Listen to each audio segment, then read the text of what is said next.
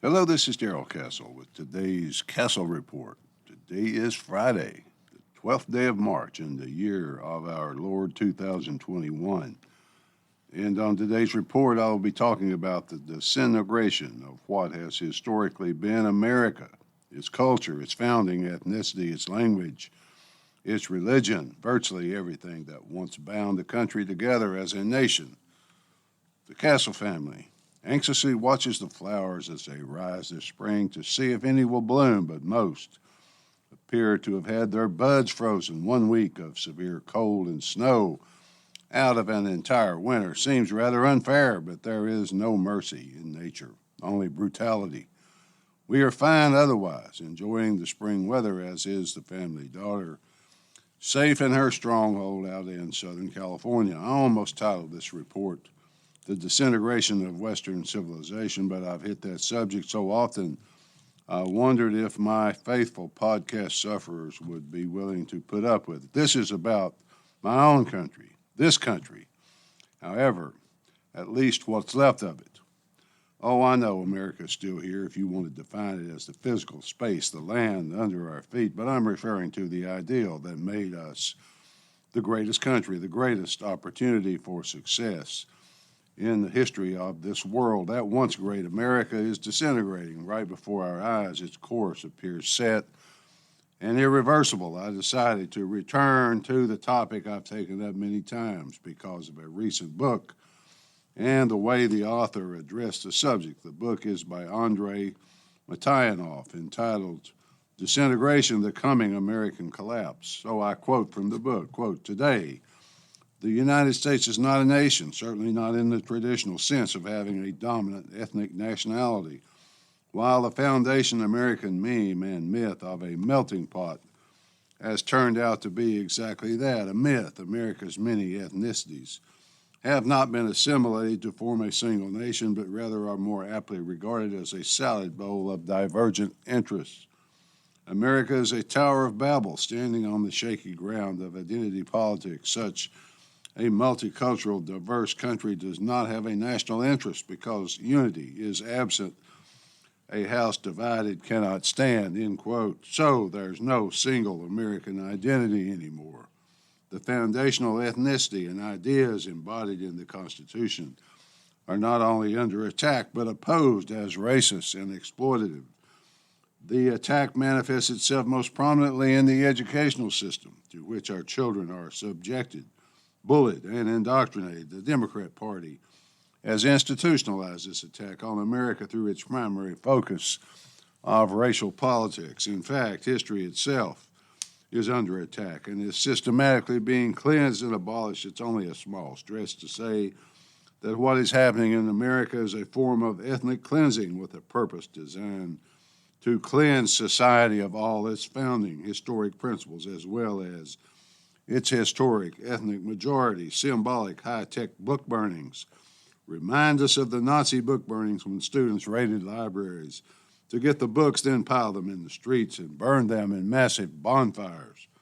The Nazis told the people that anything that did not advance the cause of National Socialism should be destroyed. That's not far away from the view that anything that does not advance the ideology of the current intelligentsia in charge of this country should be destroyed. Perhaps the best example would be the 1951 science fiction classic by Ray Bradbury entitled Fahrenheit 451, which was also filmed as a successful movie. The book is set in a dystopian future world in which books are outlawed as dangerous, and the authorities order all of them destroyed. Groups known as firemen are appointed to hunt down and burn all books. As an aside, the term Fahrenheit 451 supposedly refers to the exact temperature at which books burst into flame. It seems that today in America, Dr. Seuss is a very bad, very dangerous man. Firemen have been appointed to hunt down and destroy books written by this man who stands opposed to today's woke culture. Well, he doesn't stand anymore because Theodore Seuss Gazelle, better known as Dr. Seuss, died exactly 30 years ago this year at the age of 87. The good doctor wrote books to promote childhood literacy, sometimes using the words of a talking cat who spoke in simple words to children. A normal, rational person would probably say that sounds like good children's fun as well as a benefit to society. But the people in charge of this culture today are neither normal nor rational. He has been found out, Dr. Seuss, that is, by whoever runs what is commonly known as the Biden administration and its cabal of inquisitors. And Dr. Seuss books were scrubbed from the annual White House proclamation declaring Read Across America Day. Most libraries will not circulate them, and Amazon will not sell them. Soon, perhaps our new book burners will decide that Read Across America should be abandoned because reading itself is a racist concept of white supremacy. The woke world has decided that mathematics is racist, so there is precedent for this. I wonder if it is better in the woke world to remain ignorant. Just let social media and the woke self-appointed leaders dictate reality to you. Other Dr. Seuss books, such as And to Think That I Saw It on Mulberry Street, was a classic, one of my favorites. It's canceled or blacklisted as well. The book was about the ability of children to create and imagine grand and glorious things in their minds, concepts sorely lacking today. Alas, folks, it seems that according to someone in the woke culture whose job it is to search every book, every word, every deed of every historic figure to find examples of racist undertones, misogynistic undertones, or other unknown undertones that offend the woke inquisitor, and cancel or blacklist that book, that writer, or that figure, what does that even mean? It means that every reference to the offender is removed, so no woke person can be offended or triggered. No person might possibly be encouraged to consider a different view. Dr. Seuss is not the only one, but only the most prominent so far. Cartoon characters are going away as well, such as Mr. and Mrs. Potato Head. Yes, the laughable and fun spuds our children played with have been peeled and fried. Why? Well, it seems they offended the woke inquisitors by appearing as male and female. There are no more genders, you see, since those things are just social concepts that reflect the transphobia of normal people. What could possibly be offensive about a French-Canadian cartoon skunk? Some of you older folks, older like me, might remember Pepe Le Pew, the lovable skunk of black and white Saturday morning fame. Pepe has not existed except in reruns for many years, but the inquisitors, just doing their jobs, found him anyway. He was an amorous skunk, as you may remember. He tried seduction using the classic French voice that was apparently very appealing to female skunks of a past generation. Today, he's just a misogynist and an ex-skunk. What is all this cancel culture blacklisting about? Why is it happening? First, I would say the people running the Inquisition are not normal. They're more in the nature of insane than normal. It's also part of a great disintegration of the American nation that I mentioned in the opening of this report. America is disintegrating in front of our eyes. Our institutions and political parties are either part of the disintegration or unwilling to do anything about it, even to address it, jumping into the middle of a fight for the future, and that's what this is, would be dangerous and frightening to them. To oppose blacklisting might paint one with a brush that is unbearable for some. It could cost the loss of employment, of a business, of a political position, or of social standing, maybe even standing within one's own family. There are serious considerations, therefore.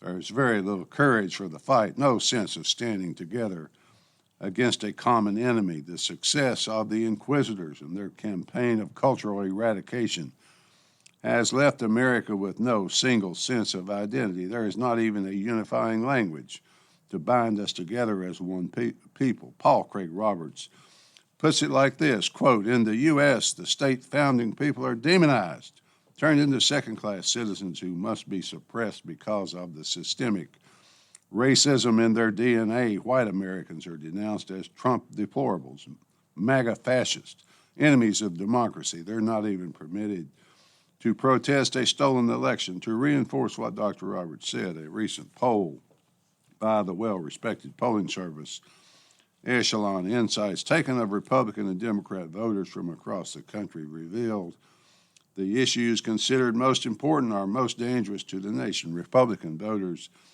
by a majority of 81%, said that the number one issue is illegal immigration. Democrat voters, by a majority of 82%, said the number one issue is Trump voters. Republicans seem most concerned about substantive issues, while Democrats seem most concerned about the evil of their ideological and political opponents. The top 10 issues for each party reveal no crossing, no common views whatsoever, unfortunately, for the present. Joe Biden's administration is filled with hard-left people who are going about the process of embedding their own kind into the woodwork of American government and bureaucracy. The process is all about controlling the future, erasing the past, even current events. It is more about controlling the future than the past, starting right now. In a few short years, our children, our grandchildren will no longer know who the founders were, except that they were evil. Hatred is the order of the day. The demand is that the founding ethnicity acknowledge its evil and accept its overthrow by a coalition of racially oppressed minorities. Hispanics have been somehow convinced to join this coalition and identify themselves as a separate race. For most of my life, I viewed Hispanic people as white, except for the woke reminders. I still do.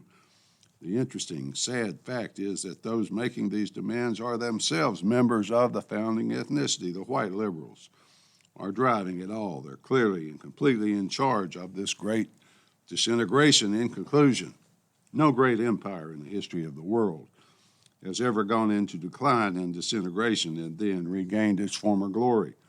This is especially true when the disintegration was intentional destruction from within, rather than conquest from without. Will America be the first to achieve its former glory? It doesn't look good right now, folks. But we will see. Is there any way that disintegration could be reversed? Sure there is. There is. If God's people who are called by his name would humble themselves and pray, he would heal their land. Finally, folks, these are people who would send your children home from school with a note directing them to no longer refer to you as parents, but instead to say guardians. They may no longer say the words mom and dad or girl and boy. That is not a normal thing, folks. Normal people don't do such things. No one who does those things is anything other than insane or despicably evil. At least that's the way I see it. Until next time, folks, this is Darrell Castle. Thanks for listening.